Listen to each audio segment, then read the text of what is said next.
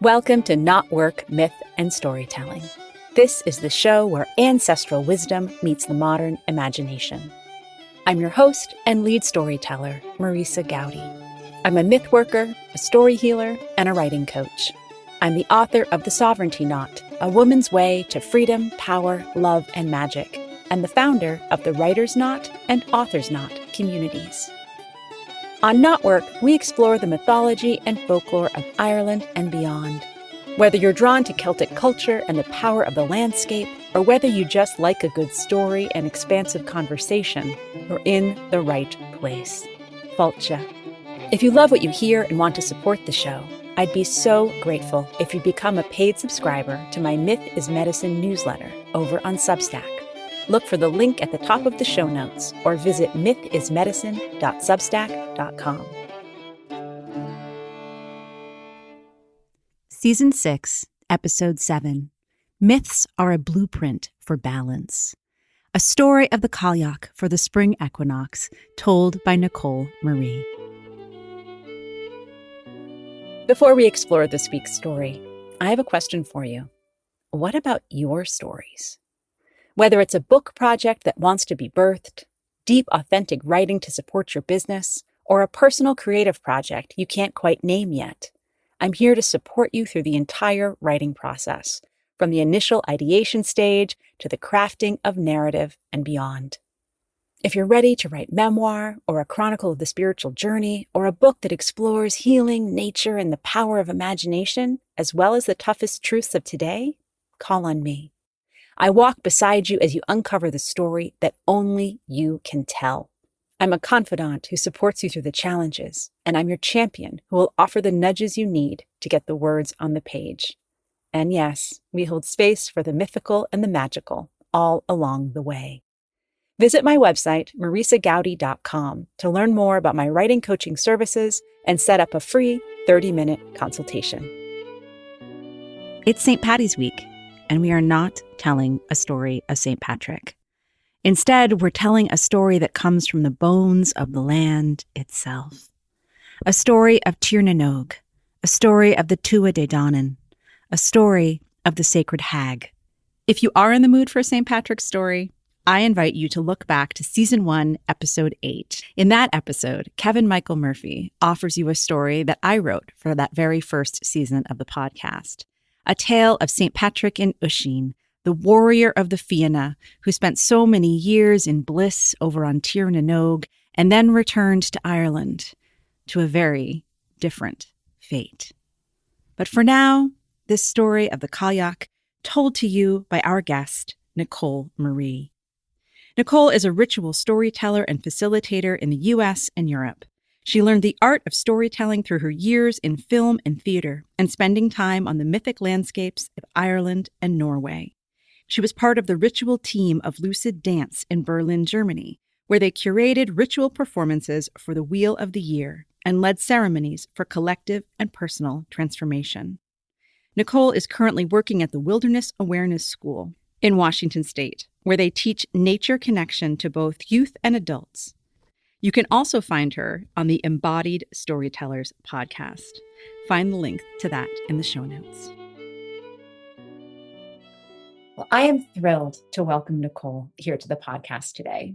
And as is our way on KnotWork Myth and Storytelling, we first ask the story to speak for itself, and then we'll explore all the ways that it still resonates. So Nicole, Falcha, will you tell us the story? That I will. So come with me, with an open heart and curious mind, to the land of myth. To the land of mist, long, long, long, long ago, just before the moon's first glow on green hills and ocean floor, in the place we call Tír na nÓg. For here in the land of eternal youth live the gods and goddesses of the Tuatha, the beings that arrived to Ireland and made a home for themselves. It was here they seeded all their hopes and dreams into every hill and into every tree, making this a place where nothing ever changed and always stayed perpetual spring. The Cailleach was different than her sisters and brothers, and was born with a curiosity that would boil in her bones and make her want to see, know, and find new things. She craved change and knew that staying here would never do. One day, on another daily walk with the relentless glowing sun on her face, she stumbled on a cave that she had never seen before. First, she stuck her head inside and smelled a smell that was salty and felt as old as the moon. And then she felt what could only be called a breeze to us now on her face and called out, "The winds have changed, have found me." And without looking back, she walked into the great unknown. She walked through the dark cave for what felt like centuries until blue light appeared, leading her out and into an unknown, unfamiliar, and new place. It was night, and only the moon shone across an endless wave of water. A mist covered her feet, and suddenly she felt a chill in her bones. She was cold. And here she stayed in the strange and unfamiliar place of green and gold, falling in love with all the creatures of both land and sea, watching how they grew and changed with the land and trees. And as they grew, so did she, growing old like the moon itself, until one day her heart was heavy with grief. For in this place of change, so was death. And after seeing her last beloved friend die and turn to bones on the cold ground below, her heart became frozen and alone. And she walked the land, throwing up stones and sand, and in her rage of all that is lost when life no longer exists, she made mountains and valleys, bridges and terrains, and she began to make the winds bitter and cold, and make frozen water fall from the clouds and cover the land in her snowy bliss. Until one cold night, on her daily walk along the sea, she found herself once more upon the cave she found long, long, long ago.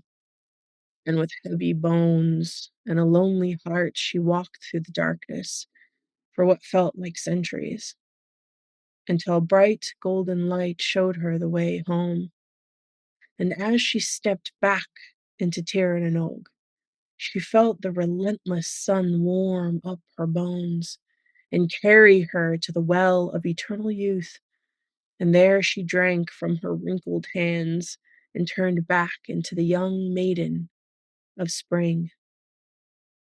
And there she stayed in the perpetual spring until she would feel that boiling in her bones to return to the land of change, the land of death, and bring winter again. And that, my friend, is my story. Lucas. Oh, Nicole, what a jewel box of a tale. Thank you for giving us this familiar but oh so new look at the Cailleach. Mm. Mm.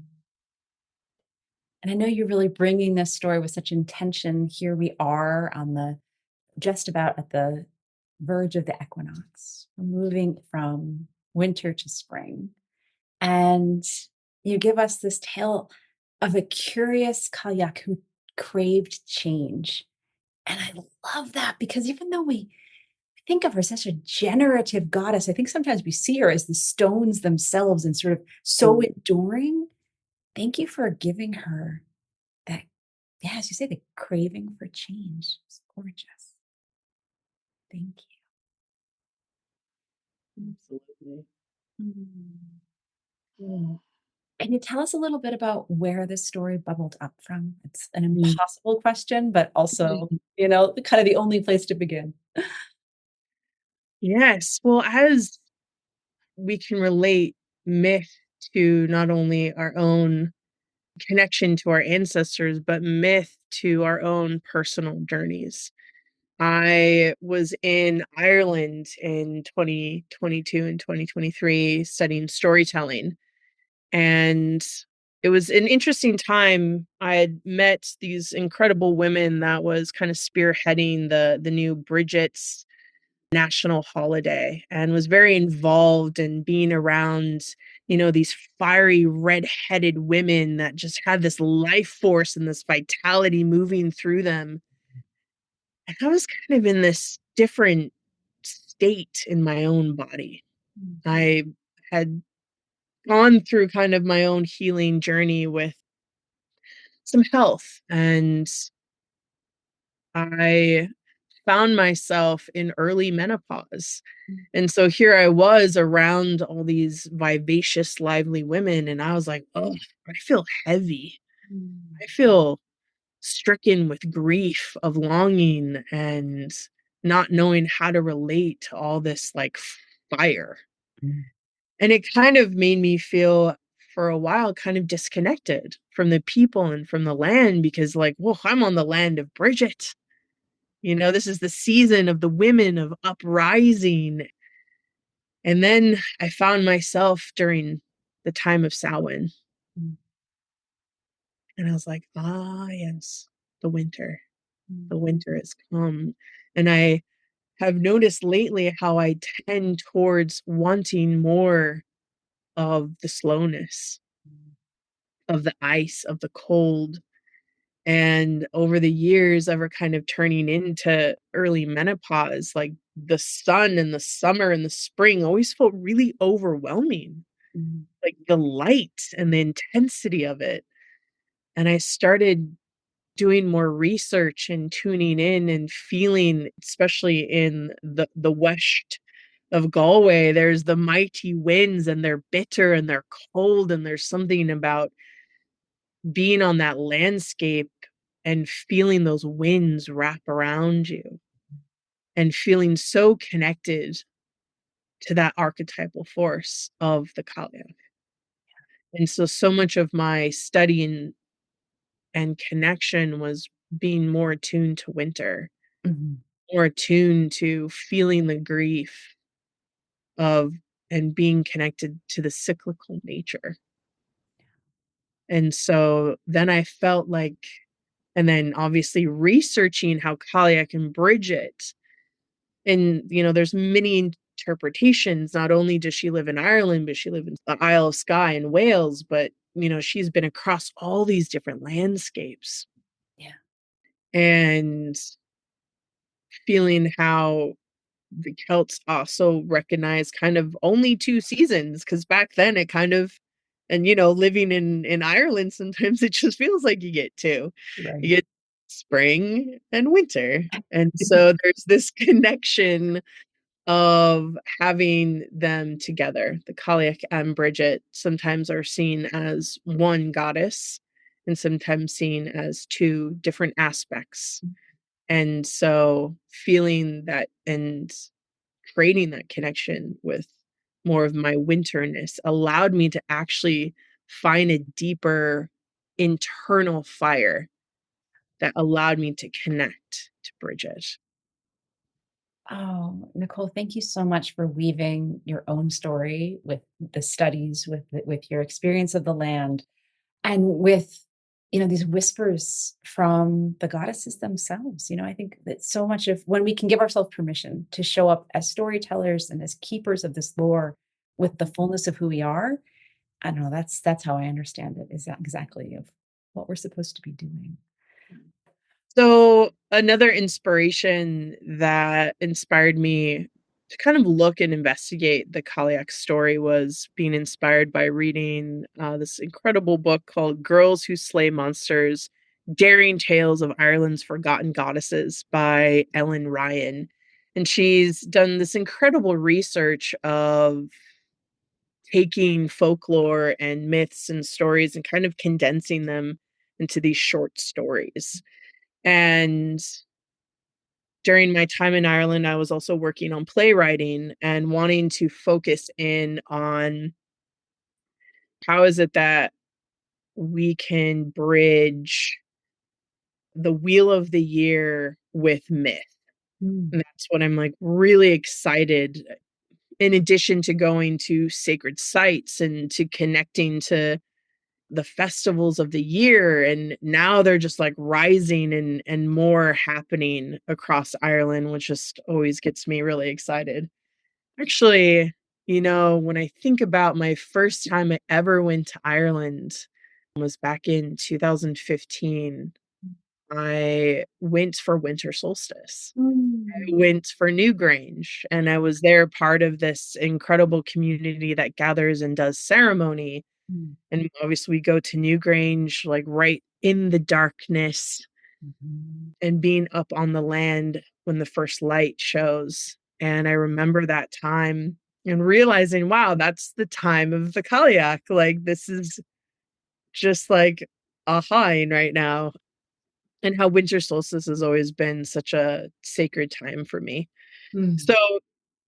through my investigation and reading the short story from Ellen Ryan's book, her perspective of the Cailleach was kind of bringing into her creation story of her coming from, the land of Tirnanog and the eternal youth and actually starting out youthful. And then, leaving that place and going to, the mortal realm, falling in love, Mhm. and then realizing that she can find renewal in the ocean. And so at first she doesn't think she's capable of growing old, right? Because she's like, oh, I'm from the land of eternal youth. There's no way I can grow old. And then she realizes after falling in love and being in the mortal realm, she's wrinkly and bagged and, that goodness of being the old crone and Cailleach. So then, there's different versions, but sometimes she falls off the cliffs, kind of sacrifices herself, and then finds herself turning anew in the ocean waves and being young again. And so there's this element of water that's always returning us to youth and to revitalization and rebirth. Mm. She realizes that she can't return to her life, like her children are older than what she looks like. And so she in this version, over 7 lifetimes, she goes and falls in love with different kings and men and have children, and kind of inspiring the kings of Ireland to hold the landscape and the elementals with honor Mm. and with respect. And so that was kind of her lineage of legacy. But then after her 7th kind of reincarnation, she starts to realize that she's falling more in love with the idea of the natural world. Mm. And so her connection to the natural world is what keeps her in this place of renewal. And so and it just has this gorgeous retelling of like how many lifetimes she learned to be in the landscape, to understand every bird song, every plant, every seed, every season, every wind. And that's why she travels from Ireland to Scotland to the Isle of Skye and Wales. She just wants to travel and know the land and to know the seasons. And soon as she's in this like learning and curiosity place, she then becomes to be able to change the weather because she's learned and been in connection so long that she now can command the wind and command the sea and sky. And through that, she's fallen in love with the natural world and falls so much in love that she turns to stone and becomes the Hag of Bara.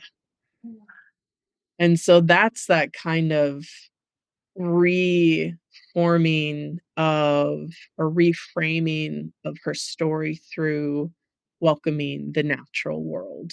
Yeah. Yeah.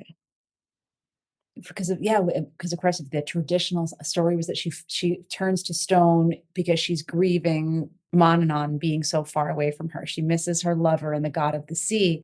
I just love a version that says, yes, there is room for love over 7 lifetimes of individual eros, and then that movement into union with all that is. And that sense of, yeah, to be a weather witch is to say, I am so at one with you. Let's move together.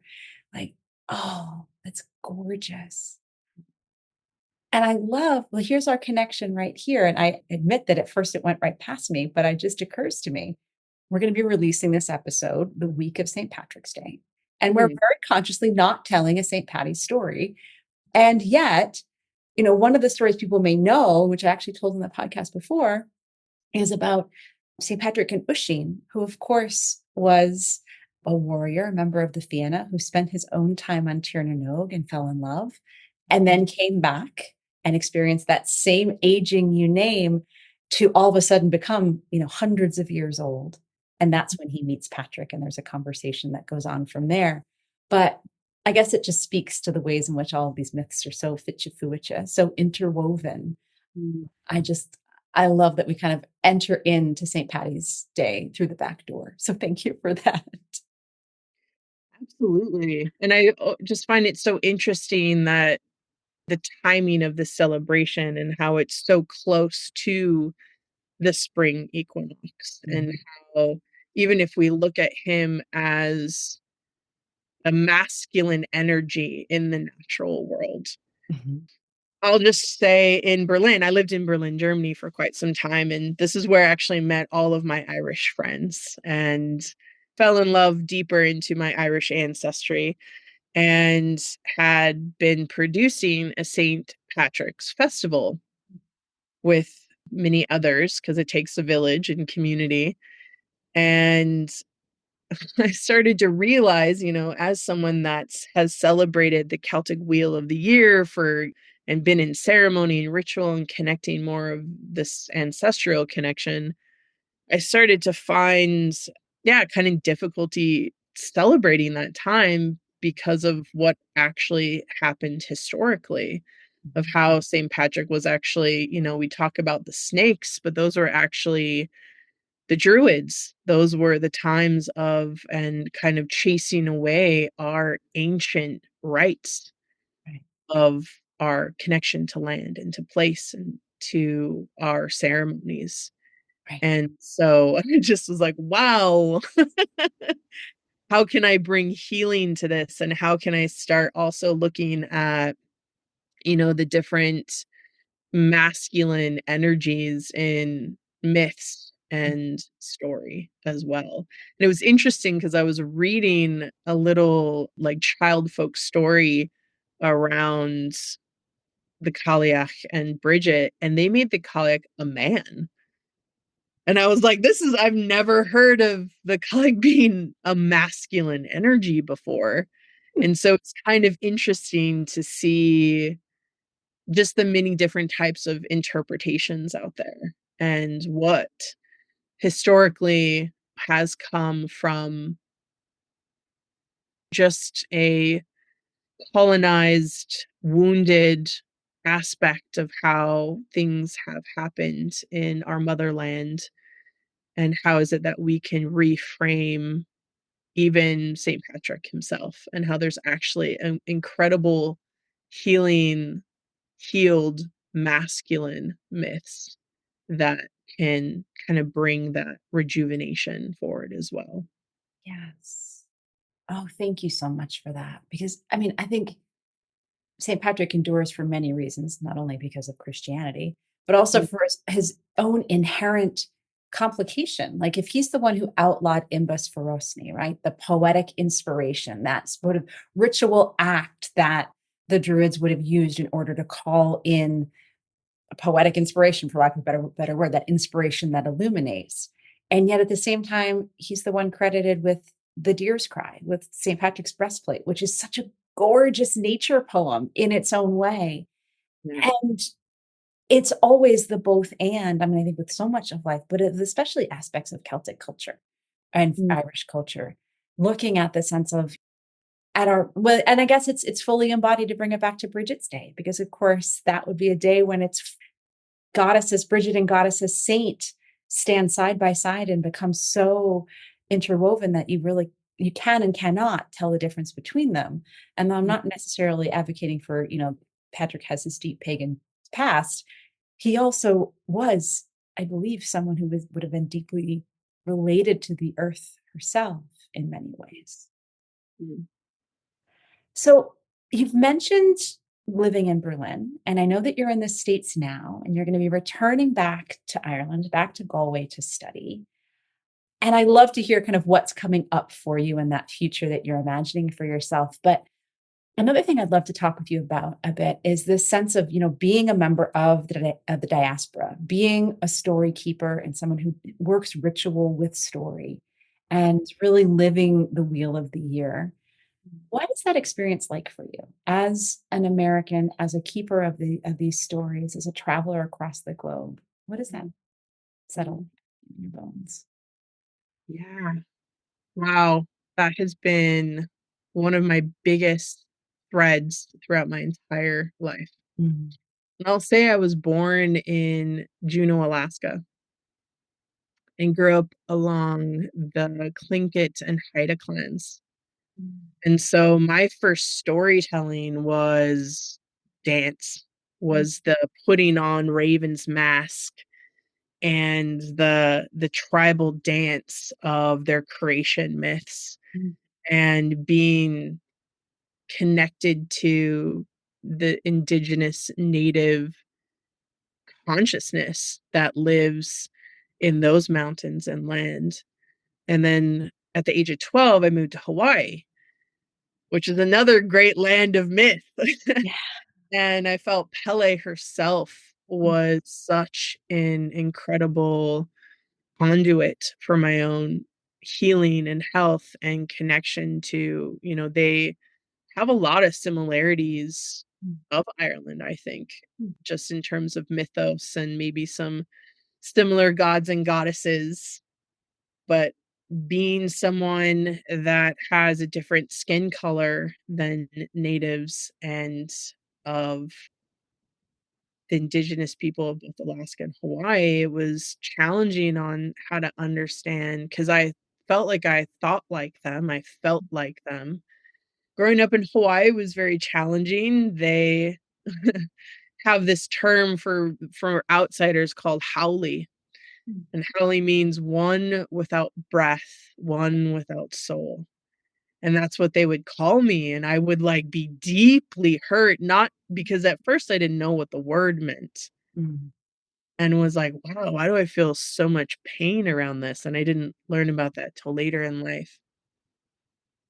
But then I came and moved to the States for college, and I did film school, worked in Los Angeles, and then there was something in me that it was just like, I don't know where I belong. I don't have this sense of culture or tradition, and I started to kind of fall in love with my Norwegian heritage, Mm. and I started to fall in love with Norse myth. And all of a sudden, through magical series of events, I found myself in Berlin, Germany through a friend, and I've kind of been on this ancestral journey for over 10 years. I went and spent some time in Norway on my grandmother's land. My grandmother was born in Norway and was, like, shipped to the Americas when she was 3 years old, Mm. and spent time there, and that's when the land started to speak more, like, directly to me and started to reveal to me that the gods and goddesses are very much alive and real, that they're Mm. not past, and myth is alive in us, and how you find your story is when you start connecting more to that, like, ancestral mythic realm. Mm. And so then spending time in Norway, moved back to Berlin because it just felt like this was more of, like, discovering, like, who I was now, and I started to connect to, again, meeting people from Ireland and connecting more to Irish mythology, and then eventually finding myself in Ireland, and then being in Ireland, and as soon as I would open my mouth, like, they could hear the American in me, and I was like, "Wow." no matter where I go, there's this something about who I appear or see to be does not belong. Mm. But Mhm. even being in America, I don't feel I belong here either. There's more of like maybe like a cultural acceptance, but how I think, how I connect, how I am with others requires more depth. Mhm. And that has been kind of the biggest challenge of like how to find cultural identity Mhm. with being multifaceted of, a child and storyteller of the world. Yeah. When and so I think it's through story I can find belonging, Mm. because I feel that in every landscape that I've ever roamed or lived, there's some connection to myth and story that allows me to feel more connected to place, Mhm. the people, and to myself. Yeah. And so I also being here right now, I work for a school that teaches nature connection to youth and adults, and storytelling is one of the biggest curriculum that we teach. Mm. And it's through personal experiences of being in the natural world, and I find that they're hungry for their own stories, because it's predominantly settlers that have been on this land for quite some time, and obviously being on the Snoqualmie tribe land and their home and their landscapes and their myths, I think a lot of the people here are longing to know their Celtic roots, because a lot of people are Irish or from the Celtic pantheon. And I find like sharing those stories from having lived in these other places, and it's also very Norwegian here. Mm. Sharing those kind of stories, I think, is cultivating belonging, at least in their bones, Yeah. at least in their hearts. And yeah, I have a constant curiosity of how is it that we can find belonging regardless of the color of skin. Yeah. Yeah. Oh, well, thank you so much for that odyssey through yeah, but wow, like, then where did she go? That just says, "Thank you so much for that," and it really is a synchronicity with something that I realized just this morning, actually. And Mm, so I'll preface this to say my first blog was called The Girl Who Cried Epiphany, because I think sometimes I'm the kind of person who has that moment of like, oh my God, oh, that was obvious all along, but I just didn't get it until right now. So I'll preface it with that. mm, But to say, so this morning I was like making my eggs and I was watching a Martin Shaw storytelling session on YouTube, as one does while making eggs. And he's just dropping in bits about the salmon of wisdom and talking about hazelnuts and Coleman's well. And not really, I don't think there was much of a preface at all. It was just, and he was telling us the story of the Selkie. And that was at more length, but just dropping in, just as you do, the salmon of wisdom. And I was just like, oh yeah, of course. And then it was that recognition of like, and no one else was home, but like that none of the people I spend time with in the three-dimensional world have mm, any of the shared cultural references that for me are the constant backdrop in my head. And I, of course, the immense blessing of the huge community I now have, thanks to these magic glowing boxes of phones and computers, make it such that that isolation is far from true. And of course, there's always been the books and the places to go visit, but it's that just that recognition of like, oh, right, when everybody else comes home, if they, come in the kitchen and I'm watching a YouTube about a guy talking about salmon and hazelnuts, they'd be like, is this a cooking show? You know? I love it. The mythic cooking show. I mean, it could work, you'd be changed forever by this meal. But and I think it's just those things that we perhaps stop noticing as the daughters of the diaspora who are filled very consciously with this yearning and who are, engaged with the culture and with the stories. And then it's almost like it's just that sense of like, oh, right. And now I'm going to come back to my standard American life where everybody around me everybody's talking about wicked or whatever it is. That's the cultural moment. And I was actually at a recent episode with Dee Mulrooney, who I think you know from Berlin as well, right? So she's in Berlin now. She's yeah, Growler. She spoke a little bit of her experience living in Berlin. So the synchronicities again continue to abound. And she was really speaking at length about the power of the diaspora to hold on to cultural memory and the ways in which so many stories and songs have been preserved on the other side of oceans from the original mother country. And the degree to which, of course, that is so very true, but then realizing, oh, but they aren't necessarily held within an entire household. Sometimes they're held within individual hearts and minds. And in that longing for belonging, I just realized that's one of the extra layers of poignancy is like, oh yeah, I want to be on the land that knows those stories. And I also want to be perhaps, sitting down for a meal with folks who say, salmon and hazelnuts, that's quite the mythic combination. Yes. So let's now take you a little bit into your future in that you are heading to Galway very soon, right? Yes, I am. The deeper calling to return. I am pursuing a PhD at the University of Galway. And yeah, the main focus is how to create new myths for climate activism. Oh, And so we're bridging, I'm saying we, it feels like a collective we, because it will be me and many others, including the land and the myths, but actually bringing in ritual theater and storytelling with nature connection.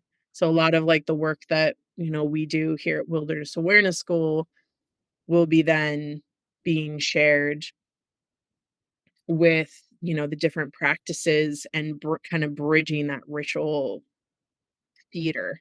And what that looks like is that I'm choosing the 4 kind of lunar aspects of the Celtic wheel of starting with Imbolc and Beltana and ending with Samhain and designing these experiences of putting nature at the center of the story.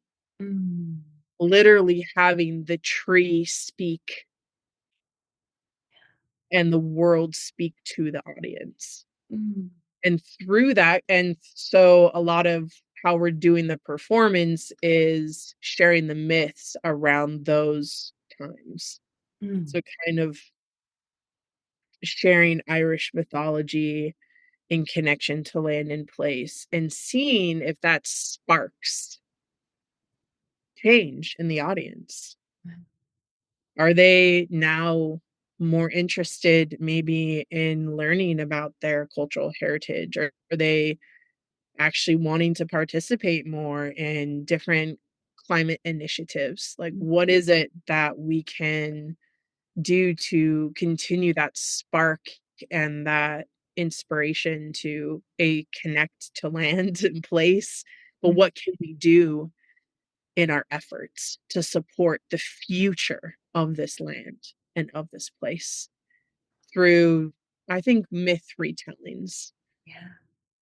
Yeah, that's the future, and wherever that leads me after that is just continuing to thread that connection that I feel I'm here to do, which is to have the other world speak through me and to be a deep listener and to share with others on how to listen, how to see, and how to connect to the places around them and within them.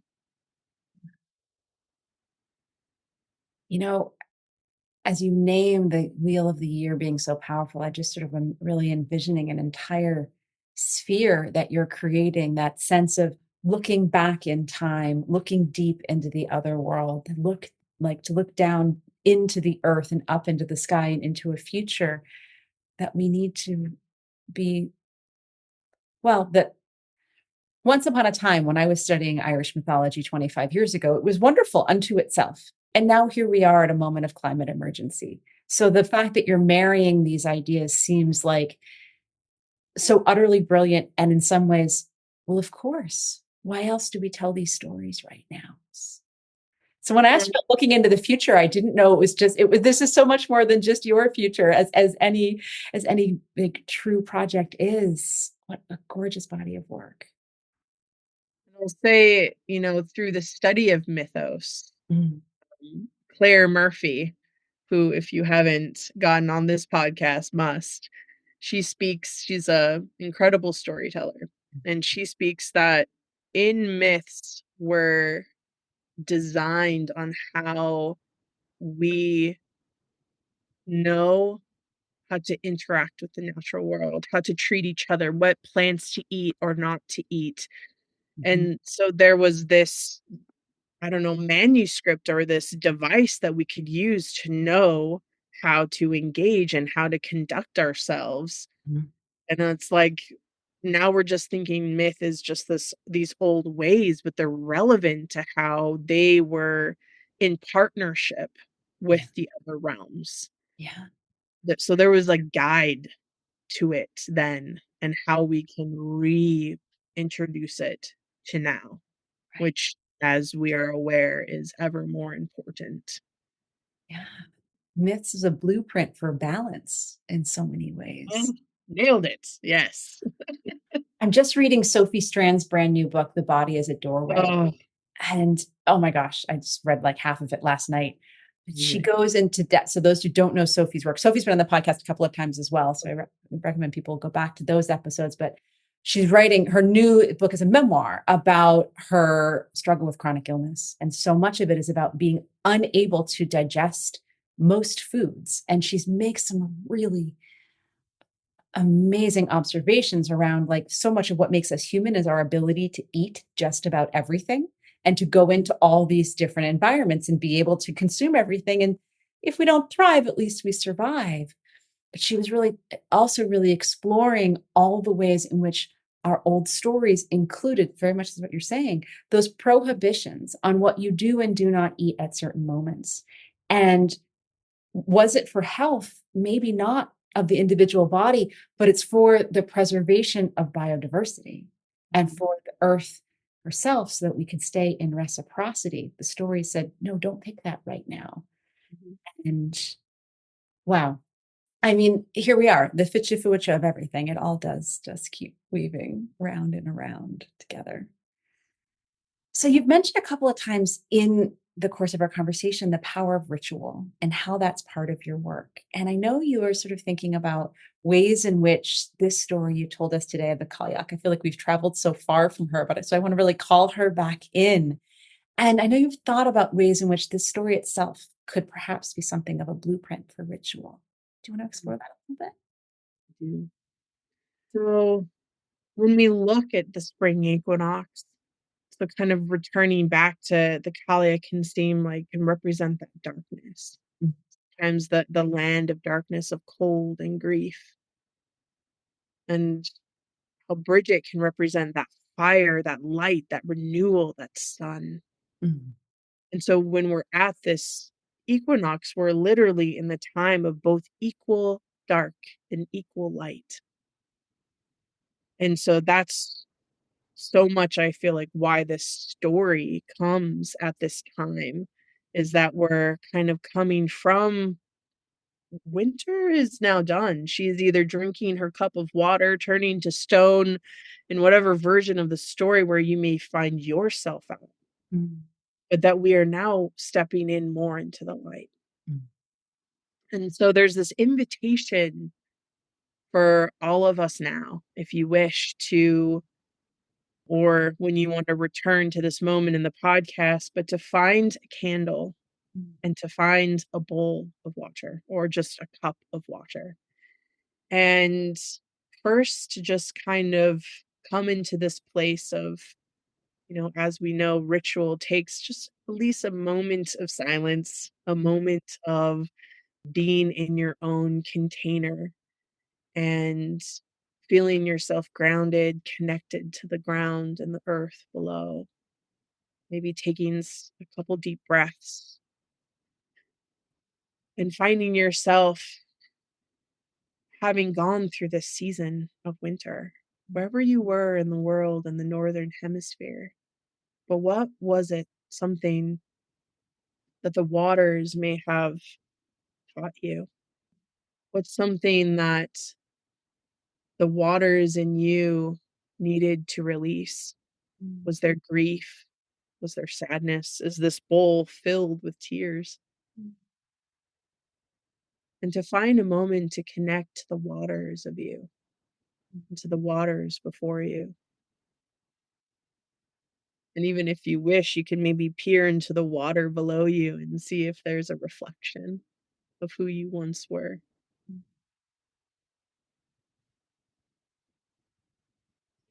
And in that moment, to whisper something that you're grateful for in this water, something that you're grateful for that you learned in this last season of winter.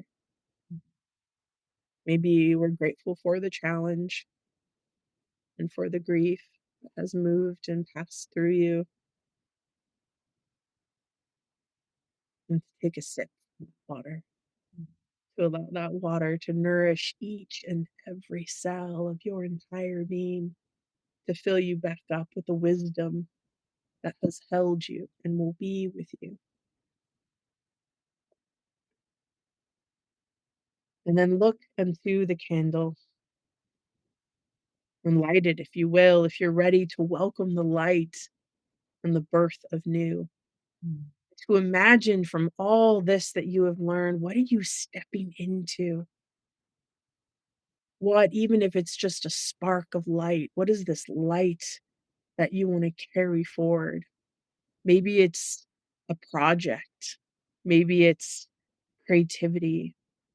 Maybe it's just a feeling of hope that you want to bring forward in this season ahead of you.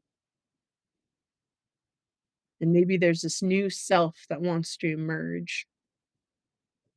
And imagine being with them, this new part of yourself, and to witness dancing it in the candlelight and be with that fire in your heart, in your mind.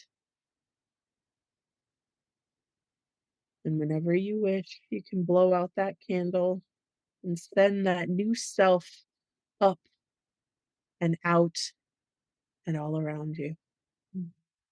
As we say, blessed, blessed be, may all your wishes come. Thank you so much for that beautiful closing, and also it feels like such an invocation of this new season. Thank you so much for taking us on this journey with you. Thank you. So grateful. Thank you for tuning in to KnotWork Myth and Storytelling. Please subscribe and review the show on your favorite podcast platform, and do share this episode with other lovers of mythology and story.